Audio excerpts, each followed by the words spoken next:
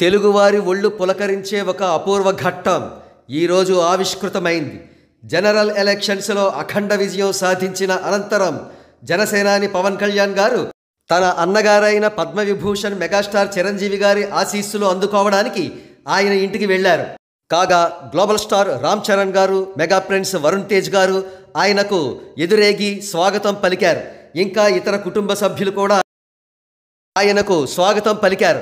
తల్లి అంజనాదేవి గారిని, వదిన సురేఖ గారిని ఆయన ఆప్యాయంగా ఆలింగనం చేసుకున్నారు. మొత్తం ఫ్యామిలీ మెంబర్స్ అందరి కేరింతల మధ్య ఆయన మరింత ముందుకు సాగారు. అప్పుడు ఆవిష్కృతమైంది అసలు సిసలు ఘట్టం, ఒక అపూర్వమైన ఘట్టం. పవన్ కళ్యాణ్ గారు మరింత ముందుకు వెళ్ళి చిరంజీవి గారు కనబడ్డ వెంటనే ఆయనకు ప్రణమిల్లారు. అంతులేని భావోద్వేగంతో ఆయనకు పాద నమస్కారం చేశారు. ఆనంద భాష్పాలతో, కంట తడితో చిరంజీవి గారు తన ముద్దుల తమ్ముణ్ణి అక్కున చేర్చుకున్నారు. ఈ అపూర్వ దృశ్యాన్ని చూసిన వారికి ఆనందంతో కళ్ళు చెమర్చాయి. అనంతరం చిరంజీవి గారు పవన్ కళ్యాణ్ గారిని సత్కరించారు.